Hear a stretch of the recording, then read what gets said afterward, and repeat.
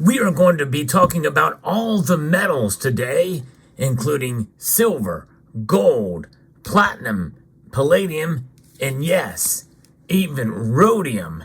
And what we learn from what they just did in the markets today is going to be very eye-opening and revealing. So let's explore.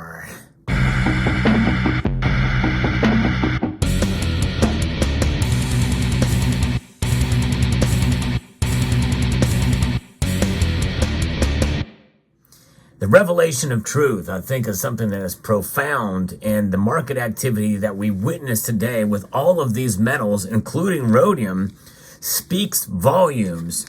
Folks, gold and silver are talked about mostly on this channel, and it's what most people are concerned about and care about because most of us stack those metals.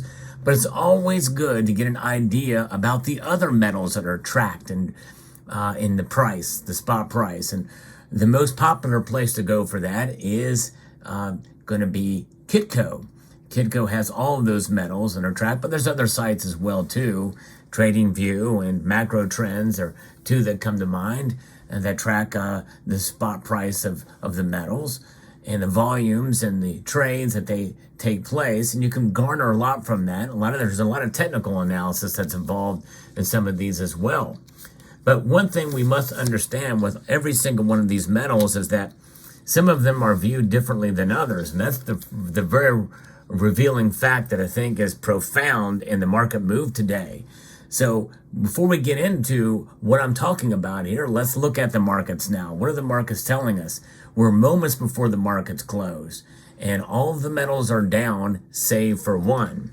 If you enjoy content like this, where I talk about the precious metals markets, I do talk about a lot of different metals, but gold and silver mainly. I hope you will consider subscribing to the channel and pressing that thumbs up button down below.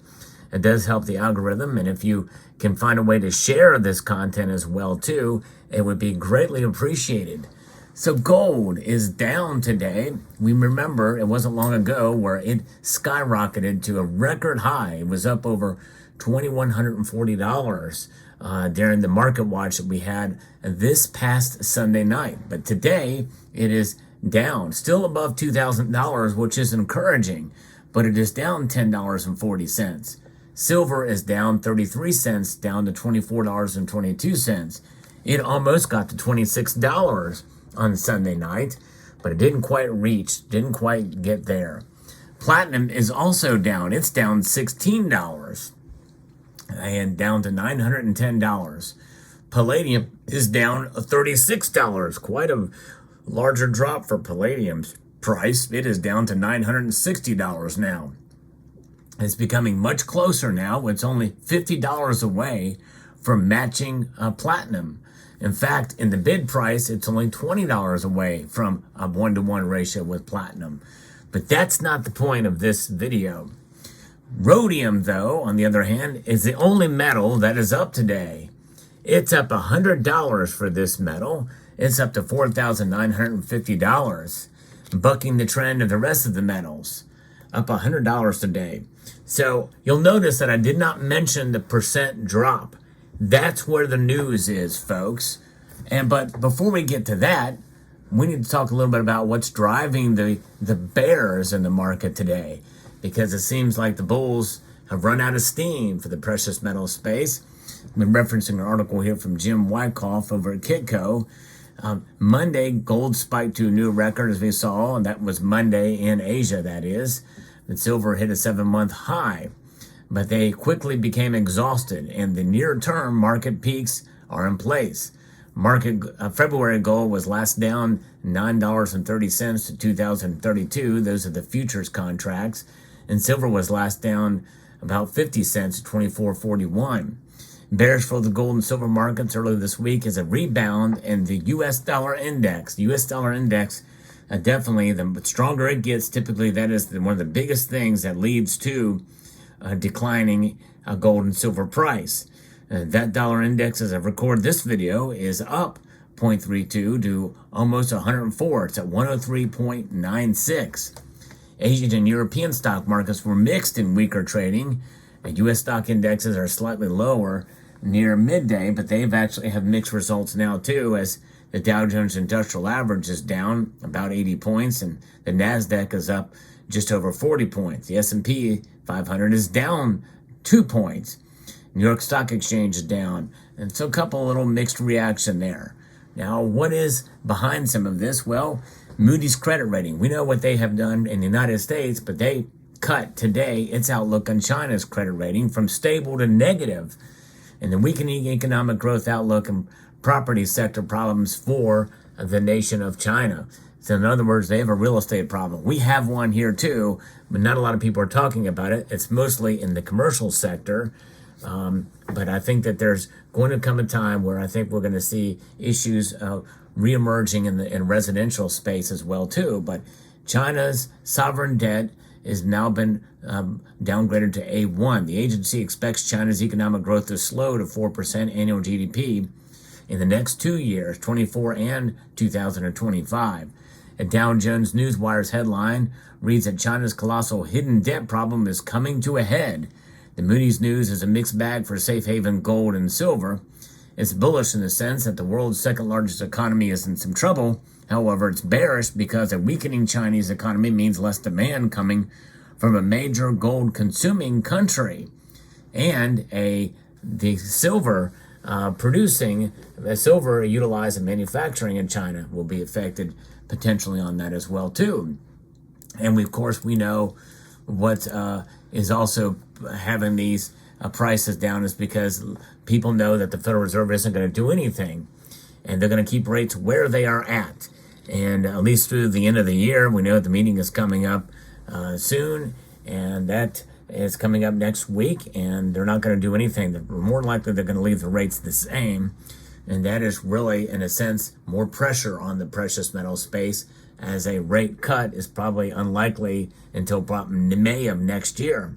And that's continuing to impact the precious metal space. But as to how much is really where this news is, this is what is revealing. And it's a revelation of truth I'm going to be talking about here. Because gold's drop was actually very slight compared to the other metals.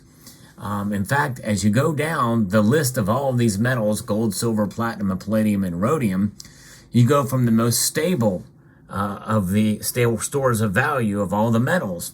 And in that regard, gold is king. It is the most stable store of value of all the metals. Now, its run-up that we saw on Sunday night does not reflect stability.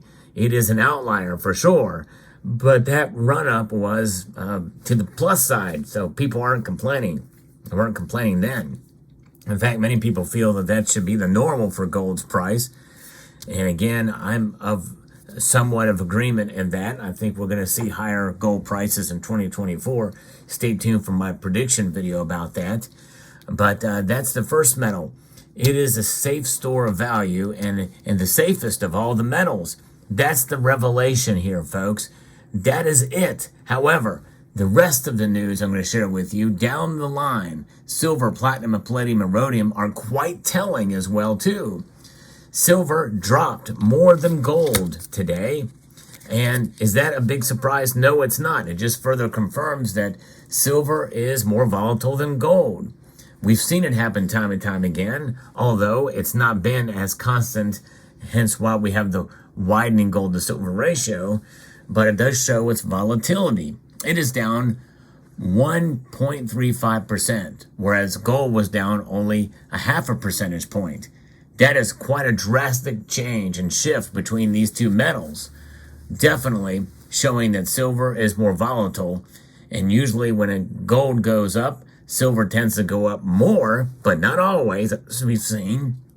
But when gold goes down, silver tends to fall even more, underperforming gold in its loss. We don't see it overperform, but sometimes it does, showcasing its volatility, silver.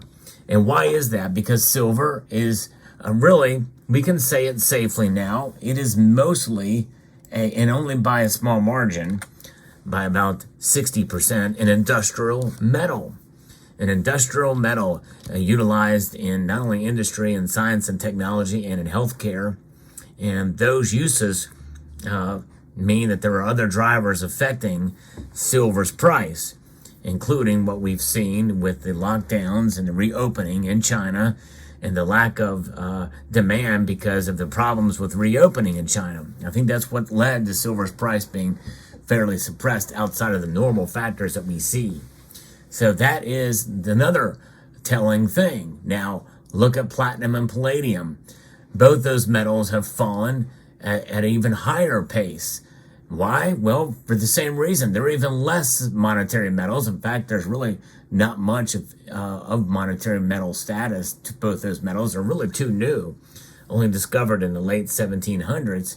Platinum is down 1.75 percentage points today. That's more than silver, more volatile. Not a whole lot more volatile, but still more volatile, down $16 today. Palladium even more so. It had a rocketed wild ride up to $3,000 per ounce, maybe even more than that, the futures market, not long ago. Now it's well below $1,000 an ounce, down $36 a day. That's almost a 4%, just over 3.75%, 3.77% drop today. A massive drop for palladium. It's this metal here. Palladium is a metal that has seen its heyday, and now it's just, bottom has just dropped out of it. And that is quite telling. And why is this happening? Well, I think there's a reemerging because of its expense, and a lot of these places are using more platinum, I think. And so you're seeing substitution occur, and also just other things with the supply chain and the like is having an effect on palladium prices. And so that's why I think we very well could see platinum shine because of that substitution and being utilized more as a catalyst. We very well could see platinum start to break out again. But I'm pretty much bullish on platinum, and I've been fairly bearish on palladium lately, but that's, I think, one of the reasons for the fall in palladium's price. So that is a cascading effect here. In other words, what we saw in the markets today is eye-opening because it gives you a perfect example of exactly how volatile these metals are compared to each other. And gold being not hit hard, nearly as hard as the other metals because of that. Now, what about rhodium? Rhodium is a metal that has climbed today. It's in a world of its own, it seems. It doesn't trade nearly as frequently as gold and silver, or platinum and palladium. And platinum and palladium don't trade nearly as frequently as gold and silver either. But this trades even less frequently, this metal is. It's a very rare metal. It's also used as a catalyst. It's a platinum group metal. And for those of you who've been following my channel, there's a playlist. If you type in rhodium, you will see it. This metal got up to about $30,000. And many people say I should have sold by then. But the collector in me wanted to keep it. But it goes to show you that it's fascinating to see that it is actually up almost 2.5% today, up $100 to $4,950. With a huge spread between bid and ask price. So there it is. But the eye-opening, in closing, the eye-opening revelation is that we are seeing a cascading effect in the volatility of these metals. Let that be a guide for how you hedge or invest. And you got to think about it, because what are you going to do? Hedge or invest? If you invest in something, that means you're going to be at more of a risk for loss. Hedging means you're going to protect your wealth, whether it's not something that's going to be impacted quite as much. I think gold is that metal. Silver, I think, its volatility means that there is room to move up and obviously room to move down as well too. So take that for what it's worth. But an amazing eye-opening day. Let me know what your thoughts are in the comment section down below. I hope you found this video informative, insightful, and educational. Would like to extend a multitude of gratitude to each and every one of you for taking the time to watch, and to encourage you to please rate, share, comment, and subscribe.